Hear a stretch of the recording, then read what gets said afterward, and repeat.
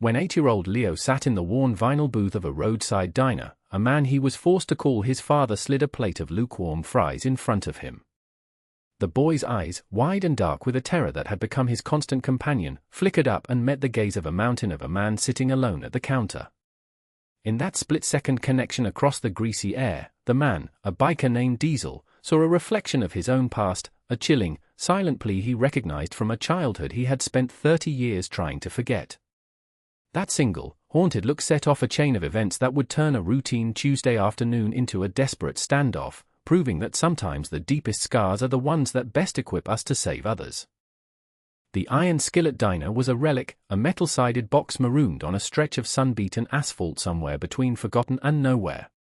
The air inside was thick with the ghosts of a million breakfasts, the scent of stale coffee, sizzling bacon, and the faint, sweet smell of pancake syrup that clung to the air like a memory.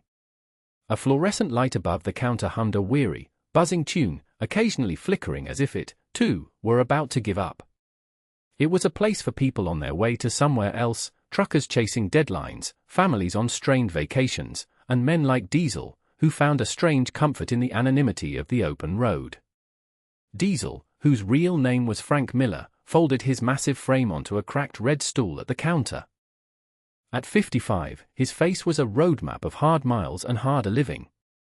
A thick, grey-streaked beard cascaded over the collar of his leather cut, which bore the colours of the Iron Sentinels MC. He was a large man, built with the solid, immovable presence of an old oak tree, and his hands, resting on the countertop, were calloused and scarred from a lifetime of work. Before he was Diesel, he had been firefighter Miller, a man who ran into burning buildings when every human instinct screamed to run out.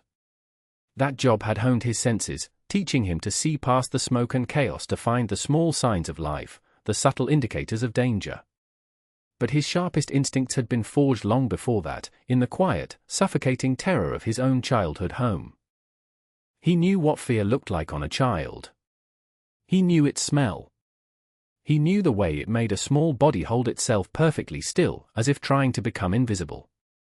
He was stirring his third cup of black coffee when they walked in. A man and a boy. The man was thin and wiry, with a nervous energy that seemed to vibrate off him in waves. His eyes darted around the diner, not taking in the scenery but scanning for threats, for exits. The boy, Leo, was his opposite. He was a whisper of a child, pale and small for his age, swallowed by a faded sweatshirt that hung off his bony shoulders. He walked with his head down, his steps perfectly in sync with the man's, as if he were a shadow tethered by the harsh grip on his upper arm. They took a booth by the window. Diesel watched them in the mirror behind the counter, a casual, disinterested glance that masked a growing unease. The man, who the boy didn't call a dad, ordered for both of them without consulting the child. A burger for himself, fries for the boy. He spoke in a low, clipped tone that wasn't paternal. It was the voice of a zookeeper handling a creature he didn't trust. Everything about them was wrong. The boy's shoes were untied, but he made no move to fix them. The man's clothes were clean and pressed, while the boy's were rumpled and looked slept in. When the waitress brought their food, the boy flinched when the plate clattered onto the table. It was a small, almost imperceptible movement, but Diesel saw it. He saw everything. He had learned to see. He had learned, at 7 years old, to read the subtle shift in his stepfather's posture that meant a storm was coming.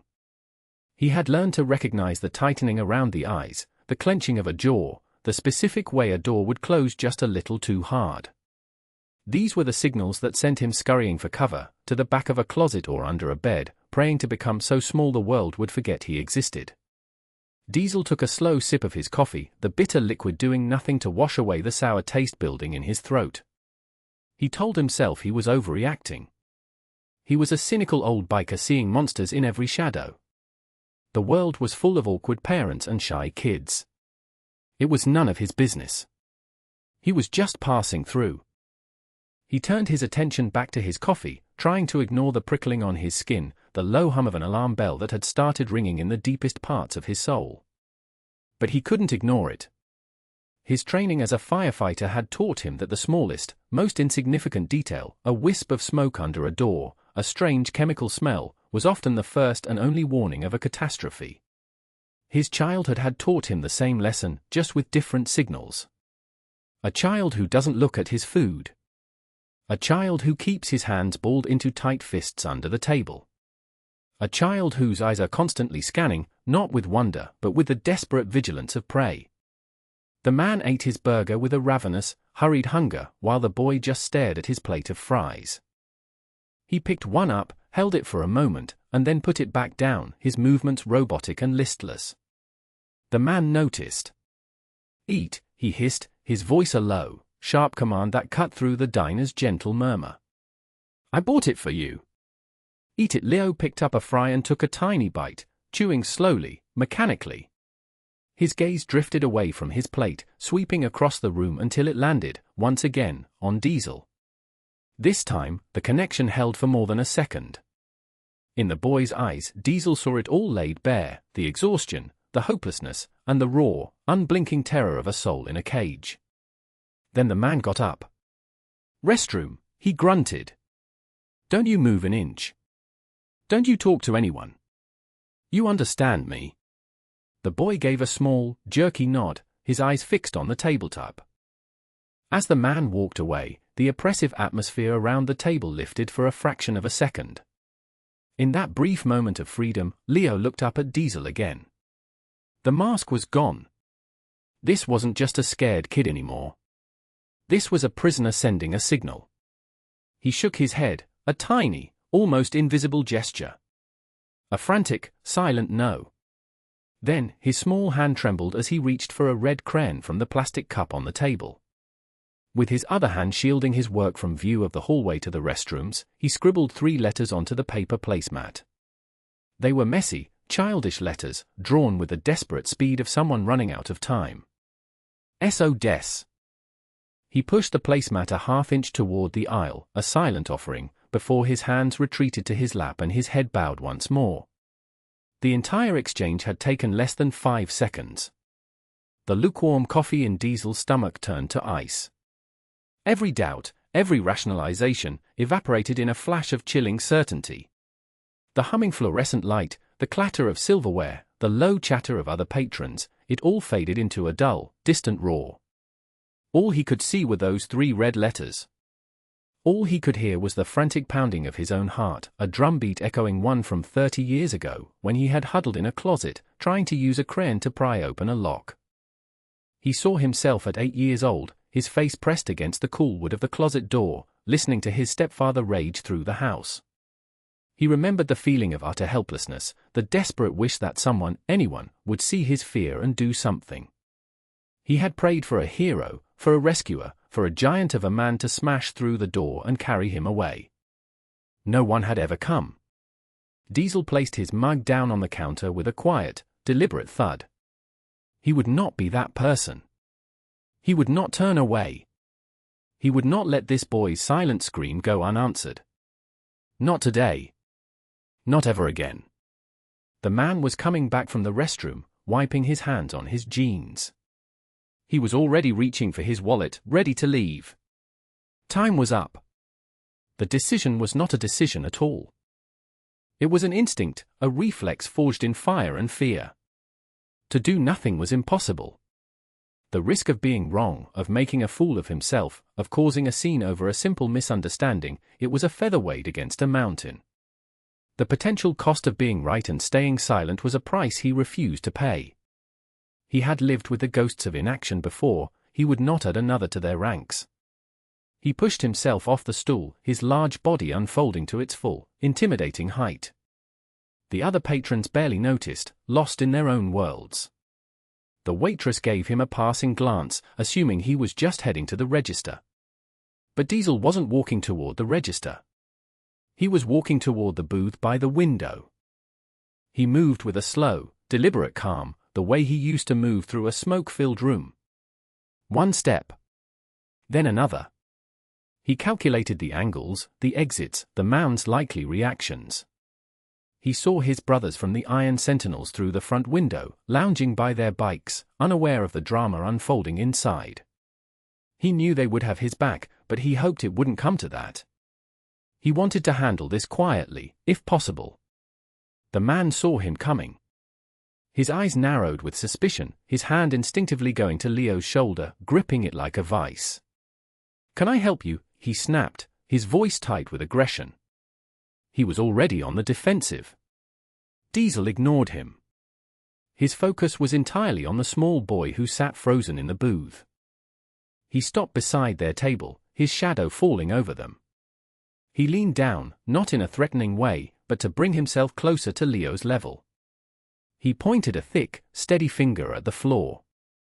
"Hey, son," Diesel said, his voice a low, gravelly rumble that was surprisingly gentle. "You dropped your crane." Leo's eyes widened. The man's grip on his shoulder tightened, the knuckles turning white. "It's not his," the man snarled. "We're leaving." "You're in our way." He tried to slide out of the booth, attempting to use his body to shove Diesel aside. It was like trying to shove a boulder. Diesel didn't move an inch. He kept his eyes on Leo, speaking to the boy but sending a clear message to the man. "You sure? Looks like you're red." 1 inch. He bent down slowly, picked up a crane he'd palmed from the counter, and held it out. His eyes asked the real question, "Are you okay? Is this your chance?" The man's composure finally shattered. Panic flashed in his eyes, raw and ugly. "I said, get out of our way," he shouted, his voice cracking. The sudden outburst caused the entire diner to fall silent. Every head turned toward their booth. "What's the problem here? This freak is harassing my kid." He was trying to flip the script, to paint Diesel as the aggressor, the big, scary biker menacing a father and son. Some of the patrons exchanged nervous glances, their sympathies instinctively leaning toward what looked like a normal man against a member of a motorcycle club. But the waitress had seen the whole thing. She had seen the boy's fear, the man's cruelty, and the biker's quiet concern. Her hand was already reaching for the phone behind the counter. The escalation was swift. "We're going now," the man said through gritted teeth. He yanked Leo so hard the boy cried out in pain. He tried to pull Leo out of the booth, to use him as a shield. That was the final line. Diesel's calm demeanor vanished, replaced by a cold, controlled resolve. "The boy stays," he said, his voice dropping to a deadly quiet tone that was more menacing than any shout. He planted his hand flat on the table, blocking their exit completely. "We're just going to sit here and wait for a minute." The man's eyes darted toward the door, then back at Diesel. He was trapped. He saw the waitress on the phone. He saw the other patrons watching, their expressions shifting from nervousness to alarm. And through the window, he saw 3 more large men in leather cuts getting off their bikes and starting toward the diner door. The Brotherhood was coming. The confrontation hung in the air, thick and heavy. The man, cornered and desperate, made his final, terrible move. He lunged across the table, grabbing Leo around the chest and trying to haul him over the vinyl seat back. "Everyone stay back," he screamed, his voice shrill with hysteria. "He's coming with me." But he never had a chance. The Iron Sentinels, Styx, Road Dogg, and Junior, filled the doorway, a silent, unmovable wall of leather and steel. Their presence alone changed the entire dynamic of the room, shifting the power irrevocably. Before the man could drag Leo more than a few inches, Diesel moved with a speed that defied his size. It wasn't a punch or a brawl. It was a precise, calculated action born of years of rescue training. He didn't grab for the boy, which could have injured him. He targeted the man. His left hand shot out and clamped down on the man's wrist, his thumb finding a pressure point with unerring accuracy. At the same time, his right hand secured the man's shoulder, using leverage to twist him off balance and away from the child. The man yelped, a sharp cry of pain and surprise, and his grip on Leo instantly broke. The boy tumbled back onto the vinyl seat, frightened but unharmed. Diesel spun the man around and slammed him against the wall, pinning him there with ease. The man struggled for a moment, his frantic energy dissolving into whimpering defeat as he stared into Diesel's cold, furious eyes. "It's over," Diesel growled, his voice a low promise. Just then, the distant sound of sirens swelled into a full-throated wail. 2 county sheriff's cruisers screeched to a halt in the gravel parking lot, their lights painting the diner in strobing flashes of red and blue. Deputies burst through the door, weapons drawn, their eyes taking in the chaotic scene, a terrified child in a booth, a pinned suspect, and 4 imposing bikers controlling the room. "Sheriff's office!" "Everybody down," one of the deputies yelled, his voice tight with adrenaline. Diesel didn't release the man. He just looked at the deputy and gave a slight nod. "He's the one you want," he said calmly. He was taking the boy. The deputies quickly and professionally took control. They cuffed the suspect, who offered no more resistance, his face a mask of pale, sweaty surrender. One deputy began questioning the other patrons, while a female officer, Sergeant Davis, went directly to the booth where Leo was huddled. She knelt down, her voice soft and reassuring. "Hi there. I'm Sarah.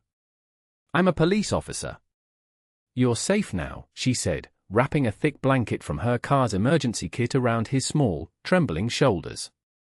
"You're so brave." Leo just stared at her, his eyes still wide with shock. He clutched the blanket, burying his face in its rough wool.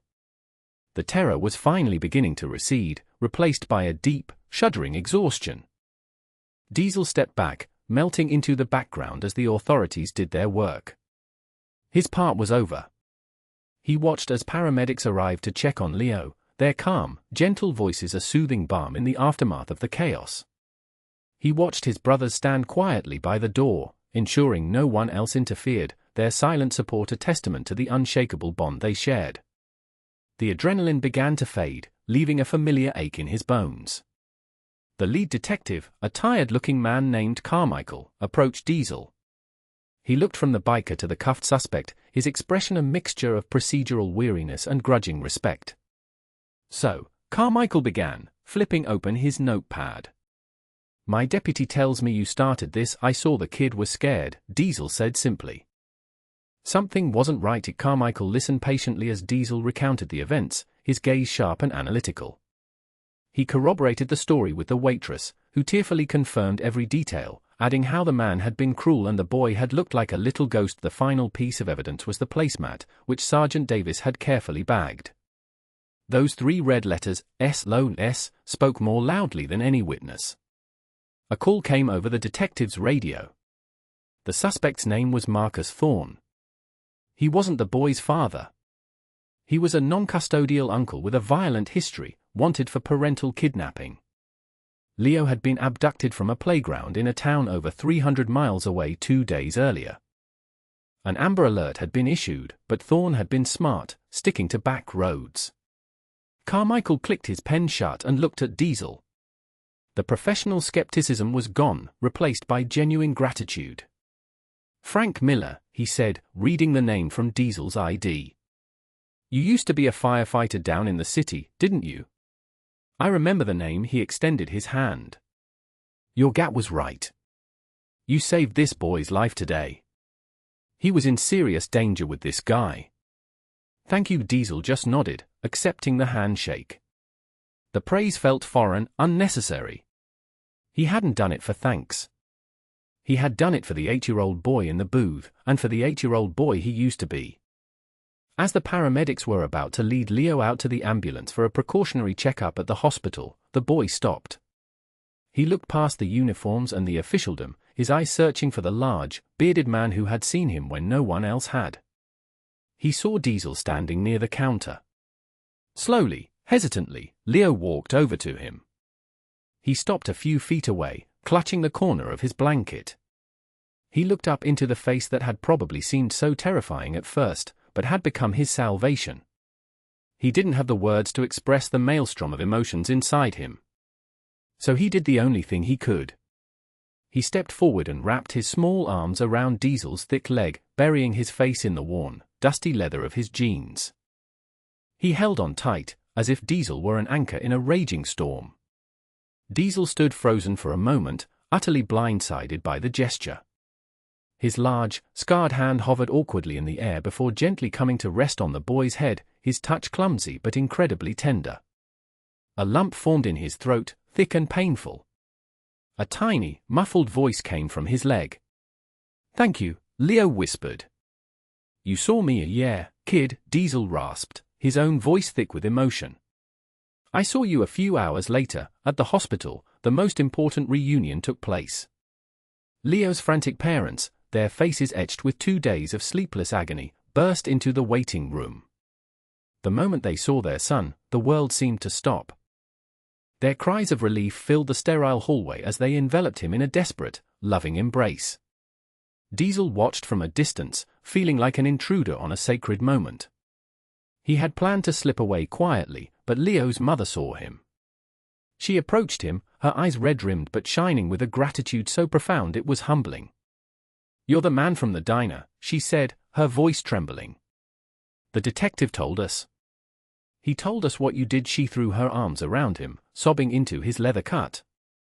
"You saved our baby. How can we ever thank you?"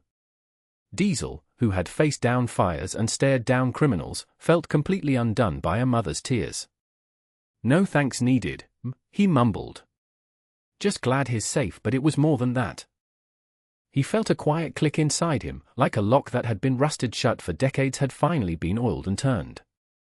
The ghost of the little boy in the closet felt a little lighter today. 5 years passed. The Iron Skillet Diner was eventually boarded up, another casualty of a new interstate bypass. But the events of that day continued to ripple outward, creating waves of change no one could have predicted. Leo was 13 now. The haunted, hollowed-out look in his eyes was gone, replaced by the bright, mischievous spark of a healthy teenager. He was still quiet and thoughtful, but his fear had been replaced by a deep well of empathy. He underwent therapy, working through the trauma with a courage that astounded his family. He wasn't a victim. He was a survivor. He learned that his voice, even a whispered one, had power. He volunteered at a local community center, helping younger kids who came from troubled homes, instinctively knowing how to spot the ones who were hiding their pain. He knew their language. The connection between Leo's family and Diesel, or Uncle Frank, as they now called him, had only deepened. It wasn't just a yearly phone call on the anniversary of the rescue. It was holidays, backyard barbecues, and school events. Frank taught Leo how to change the oil in a car and how to properly tune a bicycle. Leo, in turn, tried to teach Frank how to use a smartphone, a battle the old biker usually lost with a good-natured grumble. A framed school picture of a smiling, confident Leo sat on Frank's mantelpiece, right next to a faded photo of his old firehouse crew. It was a place of honor. The most visible change, however, was within the Iron Sentinels MC. Inspired by Frank's actions, the club had found a new purpose beyond the brotherhood of the ride. Frank, with the help of his brothers, organized the first Leo's Ride a year after the rescue. It was a small charity event, 100 bikes roaring down the highway to raise money for the National Center for Missing and Exploited Children. They raised a few $1,000s that first year. Now, 5 years later, it was a massive annual event. Over 1,000 bikers from clubs all over the state descended on their small town every summer. It was a festival of chrome and leather, of rumbling engines and open hearts. They raised hundreds of thousands of dollars, funding awareness campaigns, search efforts, and survivor support networks. The Iron Sentinels, once viewed with suspicion by some in the community, were now celebrated as guardians, their club's mission forever changed by one scared little boy in a diner. On the morning of the 5th annual Leo's Ride, Frank stood on a makeshift stage in the town park, looking out at the sea of faces and motorcycles. The air hummed with energy and goodwill. He adjusted the microphone, his hands feeling too big for the task. He wasn't a man for speeches. "Most of you know the story," he began, his voice rumbling through the speakers. 5 years ago, I was just a guy having a cup of coffee. But I saw something. I saw a kid who looked how I used to feel. Alone. Scared. Invisible." He paused, his gaze finding Leo and his parents standing near the front. "We're here today because that kid wasn't invisible. We're here to make sure no kid ever feels invisible." He then introduced the guest of honor. Leo, now almost as tall as his mother, walked onto the stage. He wasn't shaking. He stood straight and looked out at the crowd of imposing bikers with a calm confidence. "Hi, everyone," Leo said, his voice clear and steady. "My name is Leo. 5 years ago, a man in this crowd saw that I was in trouble when I couldn't say a word. He listened to my silence. Because he chose to act, I'm standing here today. Because he wasn't afraid to get involved, I have a future. He looked directly at Frank. He didn't just save me. He showed me that heroes are real. They don't wear capes. Sometimes, he said with a small smile, they wear leather. The crowd erupted in a thunderous roar of applause and revving engines. Frank wrapped an arm around Leo's shoulders, his heart swelling with a pride so fierce it almost hurt. He looked out at the faces, at the families, at the brotherhood he had built. He had spent so much of his life trying to outrun the memories of that helpless little boy in the closet. But by stopping that day, by turning around and facing the fear in another child's eyes, he had finally, after all these years, gone back and rescued himself. The cycle was broken. The silence was filled. And the ride went on.